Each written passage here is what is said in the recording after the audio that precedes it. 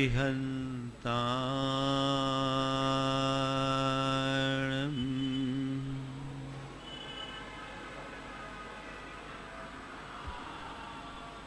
एलमो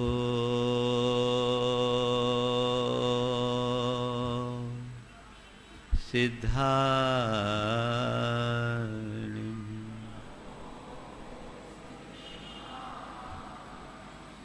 एलमो आयरियाणम्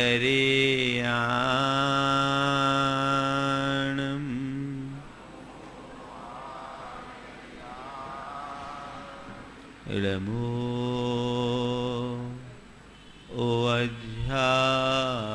ओवज्झायाणम्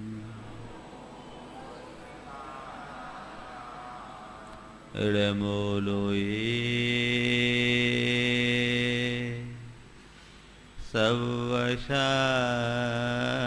सवशाहुनम्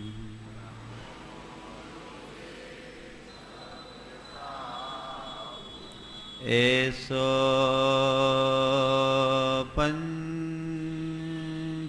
पंचेणमुयारो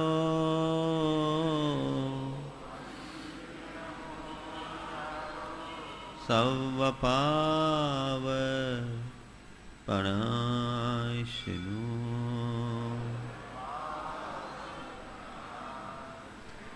मंगलाळं च सवेशिम्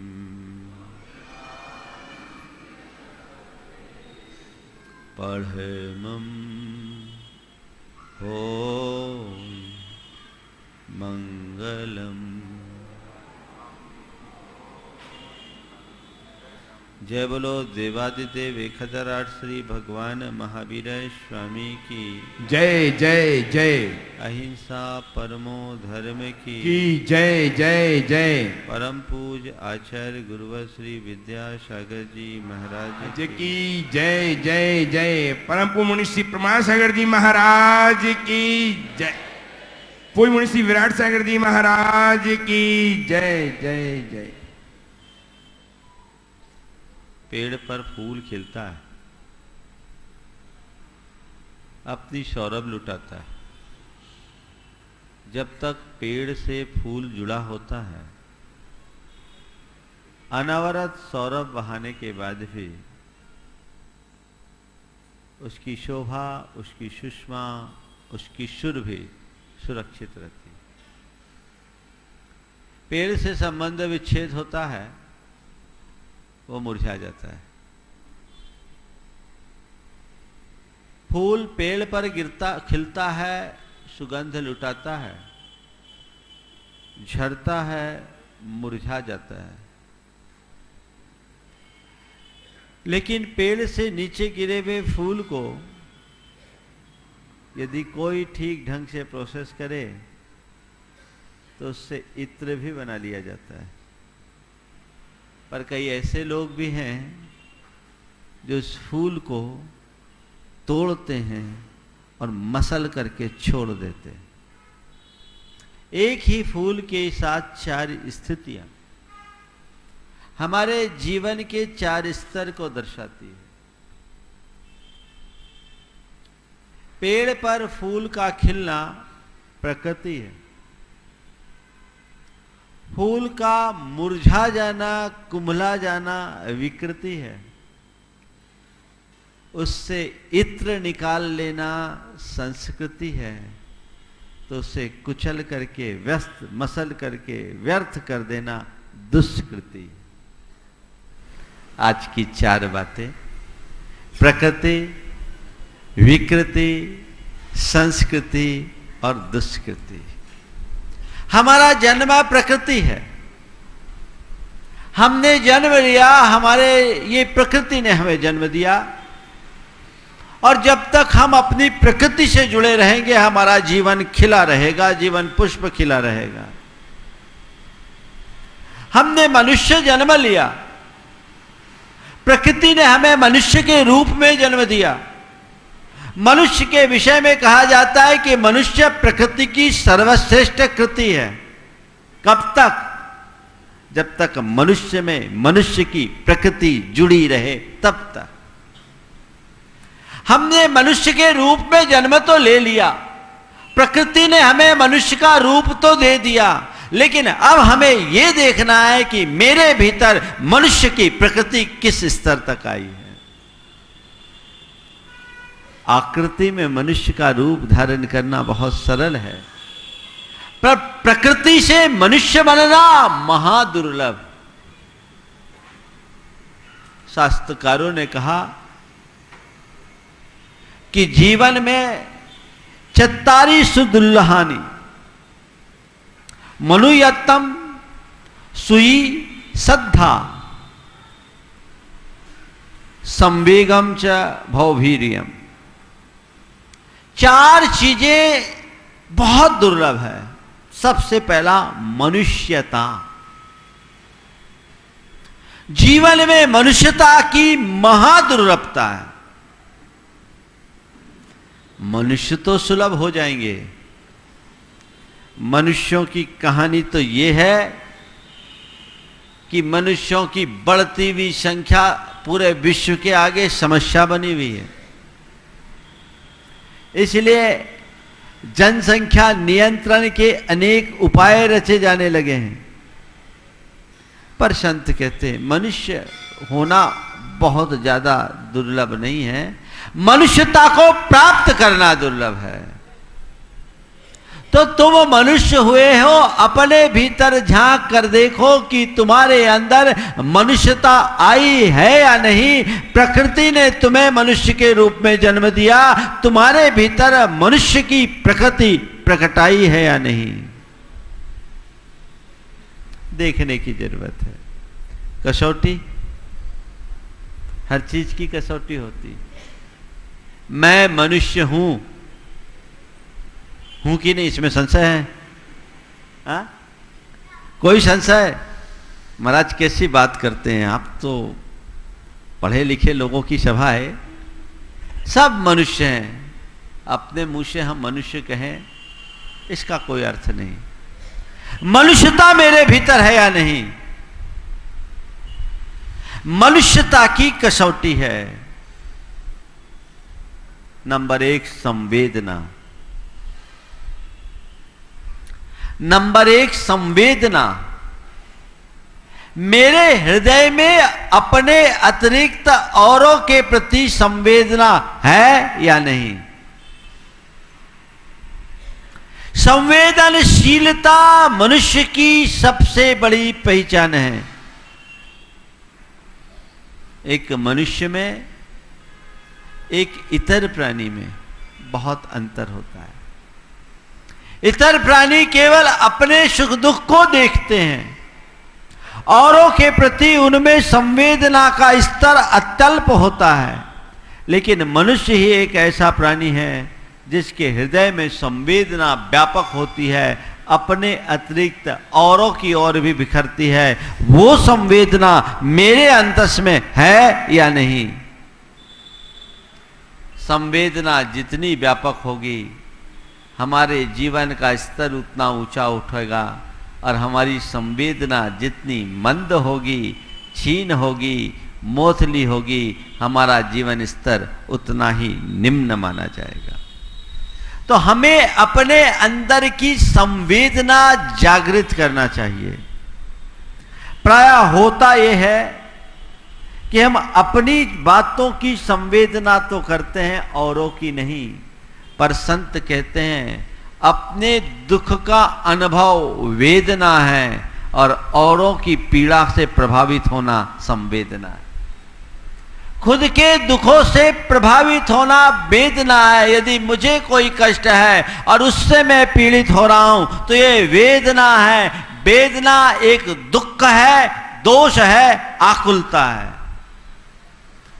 पर सामने वाले की पीड़ा से यदि मेरा चित्त प्रभावित होता है तो वो वेदना नहीं, संवेदना कहलाती है। और संवेदना एक गुण है, एक धर्म है, एक विशुद्ध भावना है जो जीवन के उत्कर्ष का आधार है। बढ़ते हुए बुद्धिवाद के इस दौर में जब सब तरफ कंज्यूमरिज्म ने अपना पांव फैला लिया है, इसमें सबसे ज्यादा अगर प्रभावित हुआ है तो मनुष्य की संवेदना। दिनों दिन मनुष्य संवेदन शून्य होता जा रहा है। हमारी आंतरिक संवेदना सूखते जा रही है। कहां तो हमारे लिए कहा गया कि पूरे संसार को एक परिवार के रूप में देखो। आज परिवार भी ढंग से नहीं रह पा रहा है। सबके प्रति संवेदना रखने की बात छोड़ दो, अपनों के प्रति भी संवेदना अब नहीं बची। एक बुरा कल्चर डेवलप होता जा रहा है, use and throw. Use and throw ये मनुष्य की बाजारवादी उपभोक्तावादी सोच का सबसे घृणित रूप है। चीजों के साथ यूज एंड थ्रो किया जाए तो कोई दोष नहीं, मुझे उसमें कोई आपत्ति नहीं। चीजें यूज करो, थ्रो कर दो, लेकिन चीजों की तरह जब हम व्यक्तियों के साथ भी यूज एंड थ्रो का फार्मूला अपनाते हैं, उसी क्षण हम मनुष्य नहीं रह पाते। क्या कर रहे हैं? यूज एंड थ्रो, मतलब निकालो और आगे बढ़ो। जरूरत पड़ने पर गधे को बाप बना लो और जरूरत पूरी हो जाने के बाद बाप को भी गधा बना डालो। क्या है? Use and throw. बहुत पहले पंक्तियां लिखी थी, काली कुरूप निरर्थक पड़ी सी दिया सलाई की एक सीख जलते दीप के प्रकाश में मैंने देखा। सुंदर सज्जित द्वार के कक्ष के द्वार पर पड़ी काली कुरूप निरर्थक पड़ी सी दिया सलाई की एक सीख जलते दीप के प्रकाश में मैंने देखा। सुंदर सज्जित कक्ष के द्वार पर पड़ी है। सोचा किसी ने दिया जलाकर इसे फेंका होगा कि यहां आ गिरी। सोचा किसी ने दिया जलाकर इसे फेंका होगा कि यहां आ गिरी। मैंने उसे उठाया कि एक मध्यम पर बेइज्जती सी कराह मेरे कानों में पड़ी। मैंने उसे उठाया कि एक मध्यम पर बेइज्जती सी कराह मेरे कानों पर पड़ी। मैंने पूछा क्यों, क्या बात है? मैंने पूछा क्यों, क्या बात है? इस भुवन में केवल सौंदर्य और उपयोगिता के लिए ही स्थान है। इस भुवन में केवल सौंदर्य और उपयोगिता के लिए ही स्थान है। कभी मुझ में भी ये गुण थे तो मेरे लिए भी यहां स्थान था। कभी मुझ में भी ये गुण थे तो मेरे लिए अब यहां स्थान था। अब मेरा सौंदर्य और मेरी शक्ति मुझे घिस रगड़ कर अपहरण की जा चुकी है, इसलिए हर एक की उंगलियां मुझे दूर से दूर फेंक देने को मचाती है।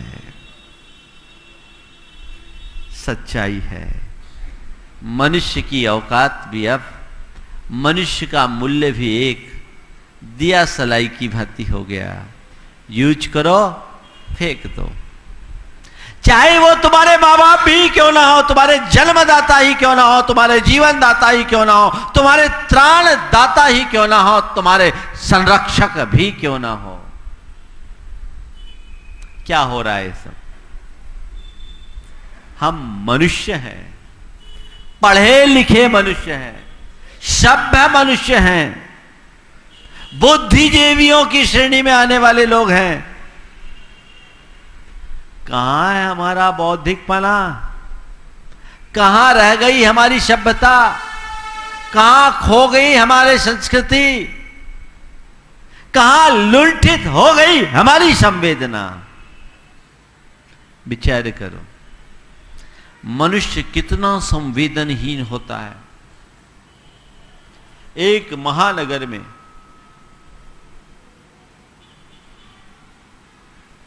बहू किचन में काम कर रही थी। बड़ा अपार्टमेंट था। नीचे से राम नाम सत्य है की आवाज आई।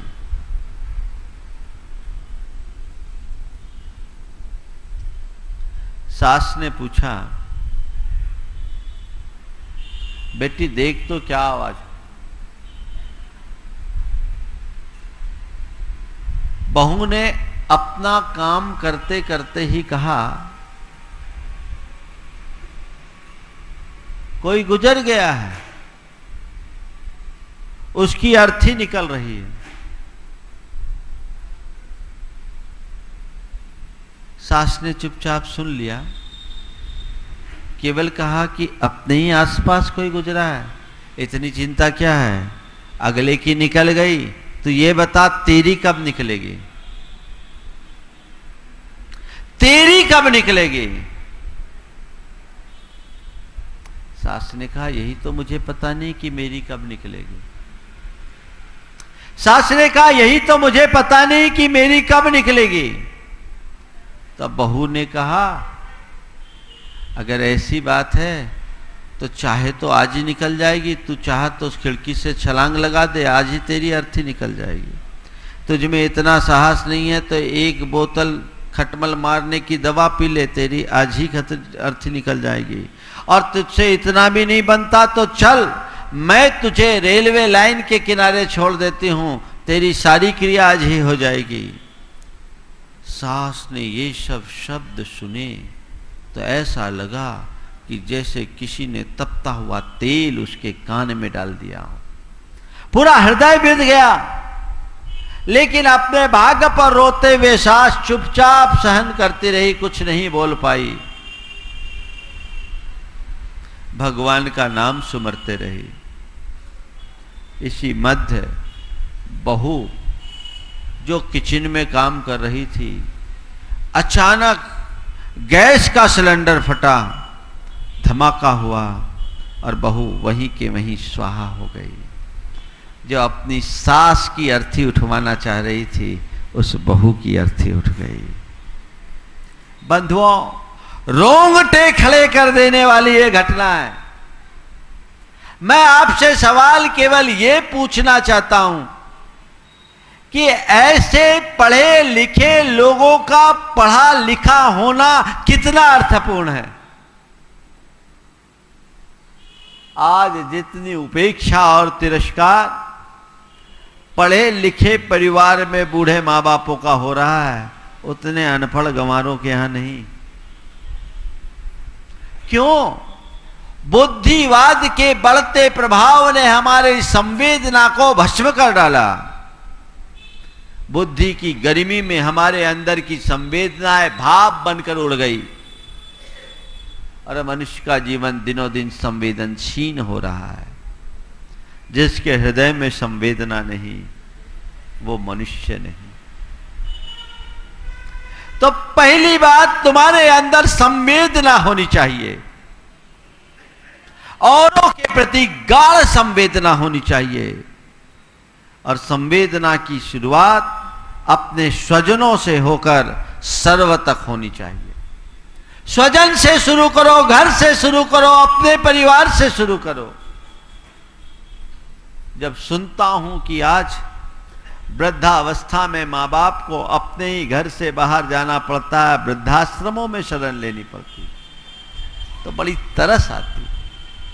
जिस माँ बाप ने जन्म दिया, पाल पोस कर बड़ा किया, खड़ा किया, तुम्हारे शरीर का एक एक बूंद खून जिनकी कृपा का प्रसाद, उनकी ऐसी उपेक्षा और तिरस्कार कि आज उनको अपने घर से ही बेघर होना पड़े, इससे बड़ी नीचता का उदाहरण और कौन सा होगा। यदि तुम्हारे भीतर संवेदना होगी तो जीवन में ऐसा कृत्य कभी नहीं कर सकोगे। और संवेदन शून्य मनुष्य ऐसा करता है। बंधुओं, नकारात्मक उदाहरण भी मिलते हैं तो विरले सकारात्मक उदाहरण भी मिलते हैं। शायद आप लोगों ने भी सुना होगा, आज से कुछ दिन पहले एक कहानी व्हाट्सएप में आई और मैंने सुना तो मुझे लगा कि वाकई में ऐसी कहानियों का तो प्रचार होना ही चाहिए। बेटा अपनी मां से कहा, मां मुझे 3 महीने के लिए विदेश जाना है, तू अकेली है, एक काम कर 3 महीने के लिए मैं तुझे वृद्धाश्रम में रखता हूं, और 3 महीने बाद मैं आ जाऊंगा। तुझे किसी तरह की तकलीफ ना हो इसलिए तू वृद्धाश्रम में रह। बेटा मां को वृद्धाश्रम में रख दिया। मां रोज बेटे से बात करने की सोचती, पर बेटे से संपर्क नहीं हो पाता। जब भी फोन डायल करती, वहां से फोन उठाने वाला फोन उठाता और कहता, मां मैं व्यस्त हूं, मैं आ रहा हूं, मैं व्यस्त हूं, मैं आ रहा हूं। 3 महीने के बाद पूरा साल बीत गया। जब कभी भी फोन हो, कहा ठीक है मैं आऊंगा, थोड़ा देर लगेगी, आऊंगा, थोड़ी देर लगेगी।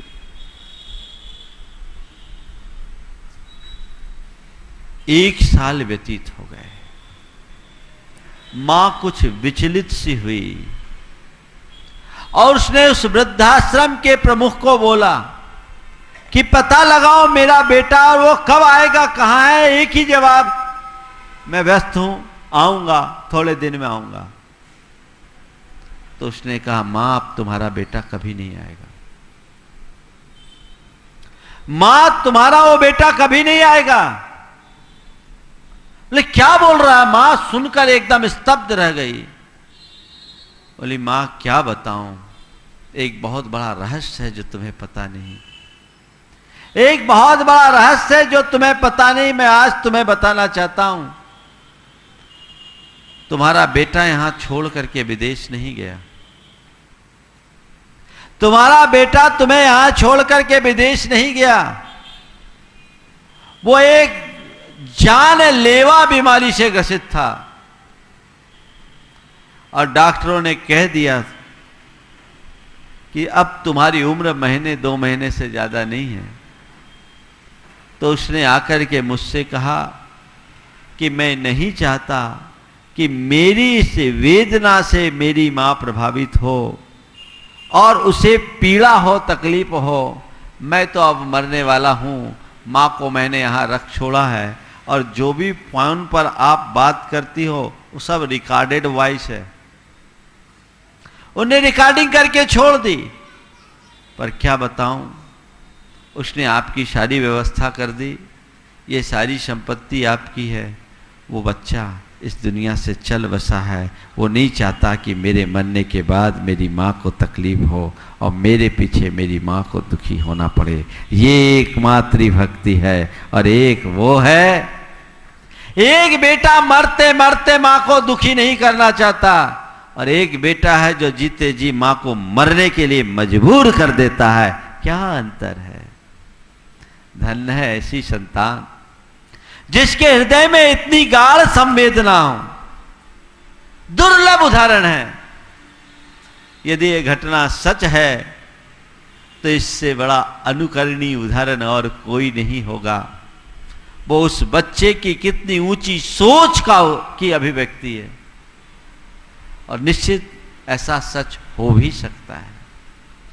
तो पहली बात संवेदना हो, दूसरी बात सहानुभूति।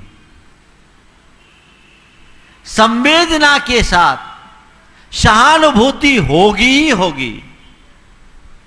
यदि किसी व्यक्ति के जीवन में कोई दुख है, उसके दुख को देखकर तुम्हारे हृदय में सहानुभूति का भाव प्रकट होता है तो तुम समझना तुम मनुष्य कहलाने के अधिकारी हो, तुम में मनुष्य होने की प्रकृति है। और यदि ऐसा नहीं होता तो तुम में और जानवर में कोई अंतर नहीं। बल्कि आजकल तो हम देखते हैं कि जानवरों में भी मनुष्यों से ज्यादा संवेदना और सहानुभूति दिखती। जानवरों में भी मनुष्यों से ज्यादा संवेदना और सहानुभूति दिखती है। अभी किशनगढ़ में हम थे, वहां एक गौशाला में कुछ युवक लोग दुर्घटनाग्रस्त गाय बैलों की सेवा करते हैं। मैं वहां गया, एक गाय थी जिसकी 3 टांग थी, एक टांग टूटी हुई, और वह गाय 4 बछड़ों को दूध पिलाती थी, जिसमें उसका एक भी नहीं था। और जो चारों बछड़े थे वो ऑपरेशन से हुए थे, उनकी माएँ नहीं थी। बहुत अच्छी सेवा वो लोग करते हैं।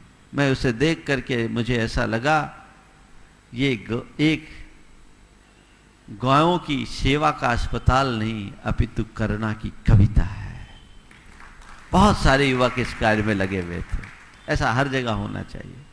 लेकिन मैंने देखा एक गाय जो 3 टांग की है, उसके लिए उनने लकड़ी लगा करके जोड़ा और वो 4 बछड़े को दूध पिला रही है। कितनी गाढ़ संवेदना।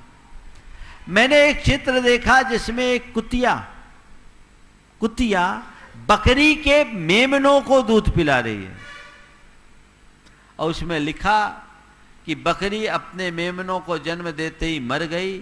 उसका मालिक बोतल से दूध पिला रहा था। कुतिया ने देखा, रोज सुबह शाम आना शुरू कर दी और उन मेमनों को दूध पिला दी। गाय सुअर के बच्चे को दूध पिला रही है।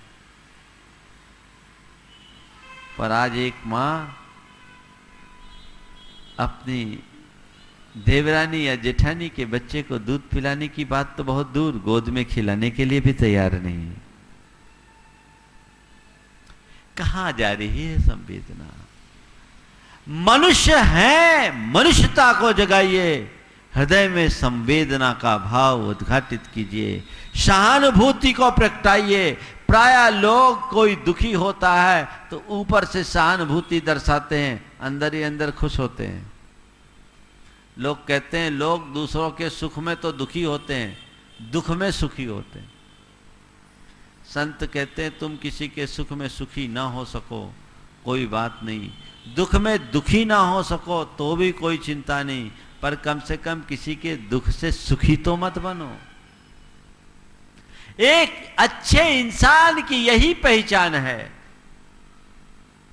कि वो संवेदना के साथ सहानुभूति का भाव रखे। जिसके हृदय में संवेदना है, सहानुभूति है, वो मनुष्य है। और इससे आगे है समानुभूति। सहानुभूति के बाद क्या? समानुभूति। सामने वाले की पीड़ा तुम्हारी अपनी पीड़ा बन जाए,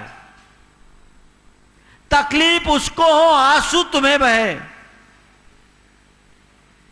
वो मनुष्य मनुष्य नहीं, मनुष्य के रूप में देवता समझ लेना, जो हमारी संवेदना की पराकाष्ठा को अभिव्यक्त करता है। संवेदना और सहानुभूति हमारे जीवन में आए तो हम मनुष्य की प्रकृति को प्राप्त करें।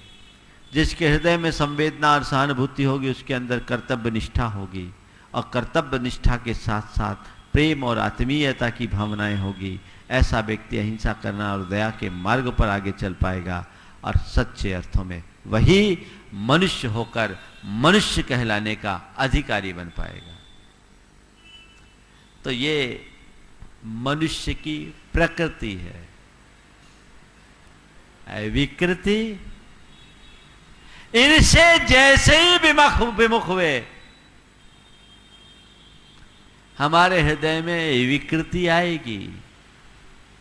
संवेदना के अभाव में क्रूरता आती है, सहानुभूति के अभाव में स्वार्थपरता आती है, कर्तव्य निष्ठा समाप्त होती है, स्वार्थपरता आती है, क्रूरता, स्वार्थपरता, निष्ठुरता और निर्ममता, ये सब हमारे जीवन की विकृति है। इन्हें हमारे जीवन में प्रकट ही नहीं होने देना चाहिए। अगर ये प्रकट हो रहे हैं तो हमारा जीवन बर्बाद है। विकारों का शमन करें।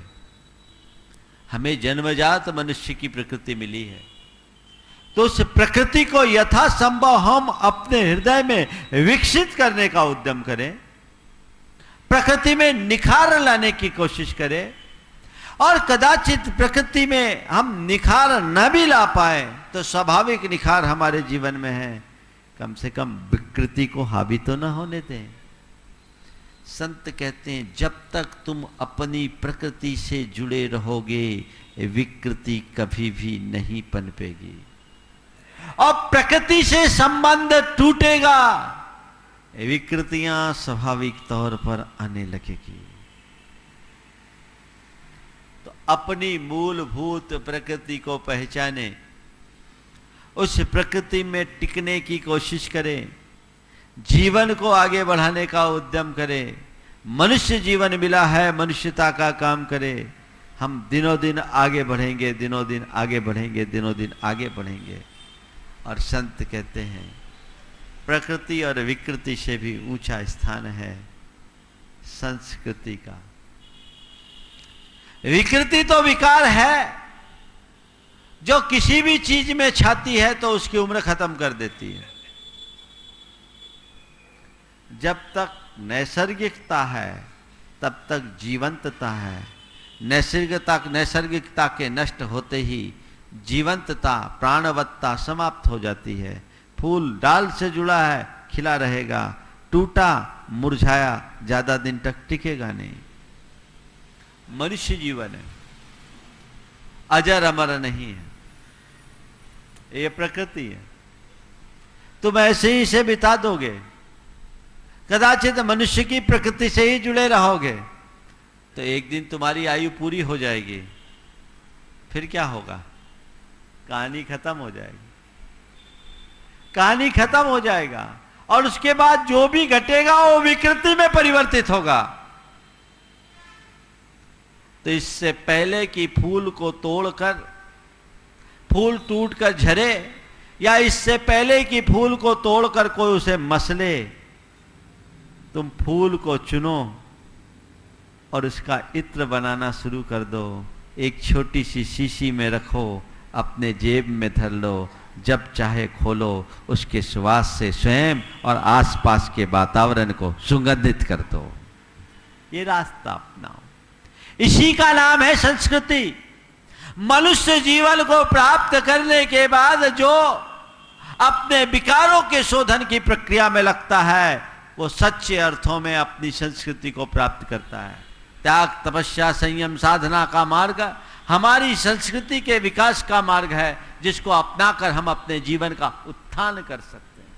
वो संस्कृति, धर्म हमें संस्कृति का पाठ पढ़ाता है। अच्छे संस्कारों का हम समारोपण करें ताकि हम जब इस दुनिया से जाएं तो कुछ अच्छे बन करके जाएं, कुछ अच्छा करके जाएं। वस्तुतः हम अपने भीतर के परमात्म तत्व को जिस दिन उद्घाटित कर लेंगे, हम अपने परम धाम को प्राप्त करेंगे, और वही हमारी मूलभूत संस्कृति है। आत्मा से परमात्मा बनना, नर से निरंजन बनना, ये हमारा मूल तत्व है, मूल ध्येय है। उसकी तरफ हमारी दृष्टि हो। संस्कृति, संस्कृति कहां से जन्मेगी? जब हमारे अंदर अच्छे संस्कार जमेंगे। ध्यान रखना, संस्कार से संस्कृति पनपती है। संस्कार और संस्कृति में क्या अंतर है? संस्कार और संस्कृति में क्या अंतर है? पता है? महाराज आप ही बताओ, हम तो सुनने आए, और आप जो बोलोगे सो सुनेंगे, मानना नहीं मानना हमारे हाथ में। क्या है संस्कार, क्या है संस्कृति? संस्कार व्यक्तिगत होते हैं और संस्कृति समष्टिगत होती है। मेरे व्यक्तिगत जीवन में जो छाप पड़ेगी वो मेरे संस्कारों की, और वही संस्कार जब सामूहिक रूप से व्याप्त हो जाएंगे तो संस्कृति बन जाएगी। भारत की संस्कृति आत्मा से परमात्मा की संस्कृति है, नर से नारायण की संस्कृति है, विकृति से संस्कृति की ओर जाने की संस्कृति है, प्रकृति को निखार लाने की संस्कृति है। तो हम उस संस्कृति को पहचाने, मेरी संस्कृति क्या है, और संस्कृति के अनुकूल संस्कारों को जगाएं। अपने जीवन में मानवीय संस्कारों को विकसित करें। वे संस्कार जितने दृढ़ और पल्लवित होंगे, हमारा जीवन उतना ही अधिक परिमार्जित होगा, विशुद्ध बनेगा, निर्मल बनेगा। वो प्रयास हमारा होना चाहिए। संस्कारों के प्रति हमारा क्या ख्याल? संत कहते हैं प्रकृति है और संस्कृति है, विकृति से बच जाओ, संस्कृति पनप जाएगी। थोड़ी सावधानी रखो, अपने जीवन में बदलाव लाओ। इन्हीं चारों शब्दों को मैं एक दूसरे उदाहरण से बताना चाहता हूं। प्रकृति, विकृति, संस्कृति और दुष्कृति। भूख लगने पर भोजन करना प्रकृति, भूख लगने पर भोजन करना प्रकृति है। बिना भूख के रोटी खाना विकृति। क्या समझ में आई ना बात? भूख लगने पर भोजन करना प्रकृति, बिना भूख के भोजन करना विकृति, और भूखों को रोटी खिलाकर खाना संस्कृति है, और किसी की रोटी छीन कर खाना दुष्कृति है। प्रकृति, विकृति, संस्कृति, दुष्कृति, चारों को समझो। अपनी जीवन की धारा को मोड़ने का यत्न करो। ये मनुष्य जीवन कितनी दुर्लभता से मिला है, इसे पहचानने की कोशिश करो। तो कहते हैं मनुजोत्तम चत्तारी सुदुल्लहानी, मनुजोत्तम सबसे पहले मनुष्यपना कितना दुर्लभ है, उस मनुष्यपने को अपने भीतर उद्घाटित करो, और फिर सुई जीवन में पवित्रता, फिर श्रद्धा। मनुष्यता महादुर्लभ। मनुष्य बन गए, सब मनुष्य, ढेर मनुष्य हैं, पर मनुष्यता कहां? जब मेरे भीतर मनुष्य की प्रकृति होगी। विकृति और दुष्कृति से मैं बचूंगा। जो मनुष्य होकर के केवल गोरख धंधे में ही उलझ करके रह जाते हैं, जो मनुष्य होकर के पाप, पाखंड और अनाचार में ही जुड़े रहते हैं, सच्चे अर्थों में वे अपने जीवन में घोर दुष्कृति करते हैं। और इस दुष्कृति का फल क्या है? जीवन की बर्बादी, नरक और निगोद, इसके अलावा और कुछ नहीं। इस दुष्कृति से अपने आप को बचाओ, संस्कृति को आत्मसात करने की कोशिश करो, जीवन की उन्नति होगी। आगे बढ़ने का प्रयास होना चाहिए। स्व पर में ऐसे संस्कारों को जागृत करना चाहिए। आज हमारे गुरुदेव, जिनका हम सब पूरे विश्व में 50वां मुनि दीक्षा दिवस मना रहे हैं, आखिर ये जयकार किसकी है? आखिर ये पूजा उत्सव किसका है? गुरुदेव में आखिर ऐसा क्या है जिससे प्रभावित होकर के सारी दुनिया आज दीवानी बनी हुई है? क्या है? किसकी ताकत है? गुरु ने अपनी प्रकृति को संस्कृति से जोड़ा, आज वे पूरे संस्कृति के नायक बन गए। जन्म तुम्हें भी मिला, जन्म उनने भी लिया, जन्म हमने भी लिया, जन्म सबने लिया, लेकिन मनुष्य के रूप में जन्म लेने के बाद तुमने किया क्या? जन्म लेना महत्वपूर्ण नहीं, वो तो प्राकृतिक घटना है। जन्म लेने के बाद जन्म को सार्थक बनाना हमारी संस्कृति है। जन्म को सार्थक बनाओ, तब हम अपनी संस्कृति को प्राप्त कर पाएंगे। जन्म क्या है? कोई बड़ी बात नहीं है। वे बोलो हमने जन्म लिया, इसमें क्या पुरुषार्थ किया? कोई पुरुषार्थ किया? सच्चे अर्थों में देखा जाए तो हमारा तुम्हारा कोई पुरुषार्थ नहीं है जन्म लेने में। माँ बाप का पुरुषार्थ है, पिता ने बीज बोया, माँ ने संरक्षण दिया, प्रसव की वेदना सही, तब हमारा जन्म हुआ। लेकिन हमारा, तुम्हारा या इस धरती पर जन्म लेने वाले किसी दूसरे प्राणी का जन्म लेने में क्या पुरुषार्थ है? कोई पुरुषार्थ नहीं है।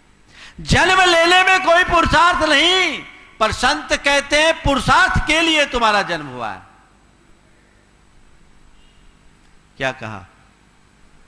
जन्म लेने में हमारा कोई पुरुषार्थ नहीं, पर यह मनुष्य जन्म किस लिए मिला? पुरुषार्थ करो, आगे बढ़ो, उद्यम करो, अपनी चेतना को निखारो, इस प्राकृतिक जन्म को संस्कृति के अनुकूल ढालो।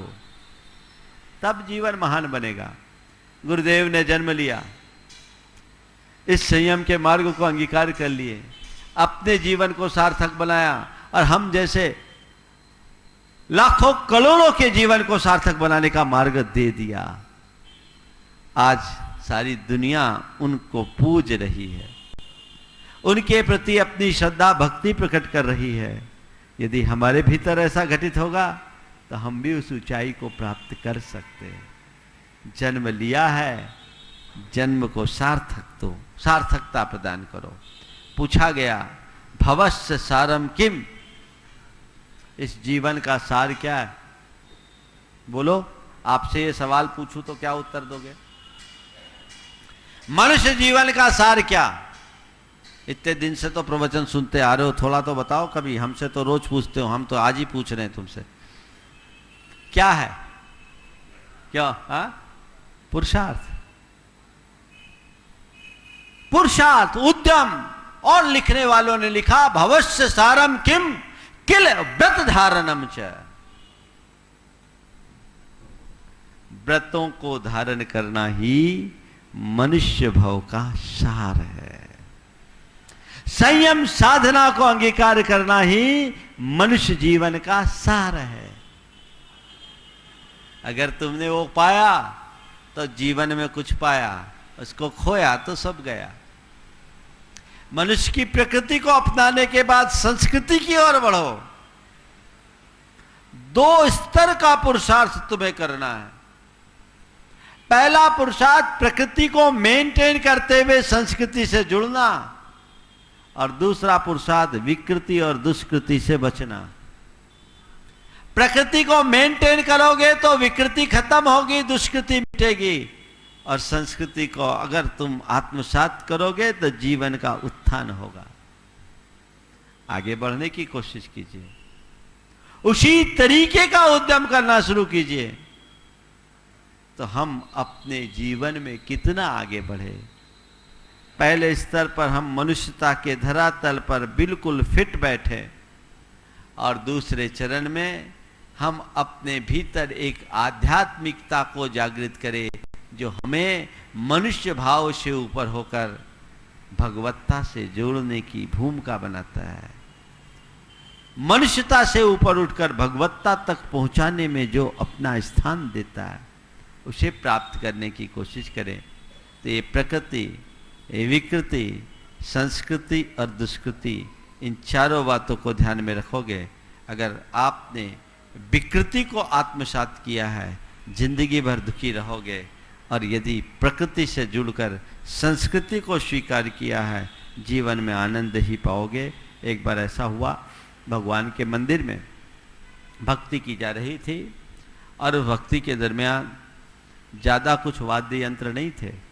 बांसुरी की धुन पर ढोलक की संगत दी जा रही। बांसुरी की धुन पर ढोलक की संगत दी जा रही थी। अचानक ऐसा लगा जैसे ढोलक ने बांसुरी से कुछ कहा, अरे बहन देखना लोगों का यह कैसा पक्षपात, अरे बहन देखना लोगों का यह कैसा पक्षपात, जो आता है तुझे अपने ओठों से लगाता है।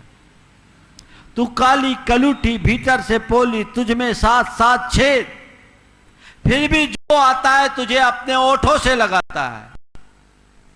और मुझे देख, मैं इतना सुंदर सलोना सजा धजा, मैं इतना सुंदर सलोना सजा धजा, फिर भी मुझे ओठों से लगाना तो दूर, जो आता उल्टा दोनों ओर से धमाधम पिटाई करता है। जो आता है धमाधम पिटाई करता है। बांसुरी ने ढोलक की तरफ सहानुभूति प्रकट करते हुए कहा, भैया तुम्हारी पिटाई से तो मुझे भी तकलीफ है, तुम्हारी इस पिटाई से तो मुझे भी तकलीफ है, पर क्या बताऊं, इसमें किसी का पक्षपात नहीं, जिम्मेदार तुम हो। इसमें किसी का पक्षपात नहीं, तुम स्वयं ही जिम्मेदार हो। ढोलक तम गया। उल्टा तुम मुझे ही जिम्मेदार कहती हो, ये पक्षपात नहीं है तो और क्या है? बांसुरी ने कहा भैया गरम मत हो, शांति से सुनो। तुमने ये तो कह दिया कि लोग मुझे ओठों से लगाते हैं, पर पता है कि लोग मुझे ओठों से क्यों लगाते हैं और तुम्हें क्यों पीटते हैं? क्या बात है बता? बात ऐसी है, जब मुझ में फूंक मारी जाती है तो मैं अपने भीतर का सारा विकार इन छिद्रों से बाहर निकाल देती हूं। जब मुझ में फूंक मारी जाती है तो मैं अपने भीतर का सारा विकार इन छिद्रों से बाहर निकाल देती हूं। परिणाम तब मुझसे मधुर संगीत निकलता है और लोग मुझे अपने होठों से लगा लेते हैं। जब मुझ में फूंक मारी जाती है, मैं अपने भीतर का सारा विकार इन छिद्रों से बाहर निकाल देती हूं। परिणामतः मुझ में मधुर संगीत प्रकट होता है और लोग मुझे अपने ओठों से लगाते हैं। पर तुम हो कि अपना सारा विकार अपने पेट में भरे रहते हो, इसलिए तुम्हारी दोनों ओर से धमाधम पिटाई होती है। बात समझ में आ गई? मैं ये मान लूं कि उदयपुर वाले जितने हैं सब बांसुरी हैं, ढोलक एक भी नहीं। हाँ ठीक है ना? बांसुरी होगे तो ओठों से लगाए जाओगे, और निश्चित जहां बांसुरी होगी वहां संगीत होगा, और जहां सिरदर्द है तो समझ लेना यहां सुर ताल बिगड़ा हुआ है, यहां कुछ और है, वो विकृति है। तो हम उस विकृति से बचें, संस्कृति को अपने आप से जोड़ने की कोशिश करें। वो मनोभाव हमारे हृदय में विकसित होगा तो जीवन का क्रम अपने आप आगे से आगे बढ़ता जाएगा। परम पूज्य गुरुदेव ने मुनि दीक्षा लेकर अपने जीवन को आगे बढ़ाया ही बढ़ाया, हमारी सारी संस्कृति को आगे बढ़ाया। और कल उनकी दीक्षा दिवस पर, उनके 50वें दीक्षा दिवस पर देश में जो कुछ भी हो रहा है वो अपनी संस्कृति के प्रति श्रद्धा का अर्घ्य अर्पण किया जा रहा है। ऐसा मनोभाव हम सबको रखना चाहिए। आज उसी के लिए वाहन रैली यहाँ पर निकाला गया, इस भाव से कि पूरे शहर के उन भागों में भी एक संदेश जाए कि हमारे गुरुदेव का 50वां दीक्षा दिवस कल की तारीख में होना है। हम ऐसे ही मनोभाव को अपने हृदय में वृद्धिंगत करते हुए आगे बढ़ते रहें, बढ़ाते रहें, ताकि हमारा जीवन धन्य हो सके। बंधुओं, एक और उदाहरण देकर के प्रकृति, विकृति, संस्कृति और दुष्कृति को फिर से स्पष्ट करूंगा ताकि वो आपके जेहन में बैठा रहे और आप इस पर चिंतन करके अपने जीवन की धारा को मोड़ सके। दूसरे शब्दों में प्रकृति, विकृति, संस्कृति और दुष्कृति को समझे। गाय से दूध दूहना प्रकृति है। गाय को से दूध दूहना प्रकृति है। अगर दूध न दूहे तो गाय को तकलीफ होगी। गाय से दूध को दूहना प्रकृति है, दूध का फट जाना विकृति है। दूध दूहना प्रकृति है, फट जाना विकृति है, और दूध से घी निकाल लेना संस्कृति है। समझ गए? दूध दूहना प्रकृति, दूध का फट जाना विकृति, उससे घृत निकाल लेना संस्कृति, और दूध को व्यर्थ में ढोल देना दुष्कृति है। बस मैं आपसे कहता हूं, मनुष्य जीवन मिला है, इस जीवन को पाकर यदि हमने अपने जीवन के कल्याण के रास्ते पर स्वयं को लगाया तो वो हमारी संस्कृति है, और विषय के सायों में लग गया तो विकृति है, और बिना कुछ किए यूं ही बर्बाद कर दिया तो ये दुष्कृति है। हम प्रकृति को पहचाने, संस्कृति को उद्घाटित करें, इसी स्वभाव के साथ समय आप सबका हो रहा है। बहुत सारी सूचनाएं अभी यहाँ होनी है, इसलिए जब तक पूरी सूचनाएं और कार्यक्रम आप लोगों तक न हो तब तक आप लोग अपना स्थान नहीं छोड़ेंगे। मैं यहीं पर विराम दे रहा हूँ। बोलिए परम पूज्य आचार्य गुरुवश्री विद्यासागर जी महाराज। सभी को जय जिनेन्द्र।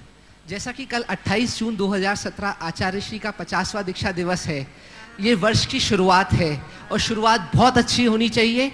आप सभी लोगों ने वेबसाइट vidyasagar.guru से झांकियाँ, फ्लैक्स, बैनर डाउनलोड कर ही लिए हैं।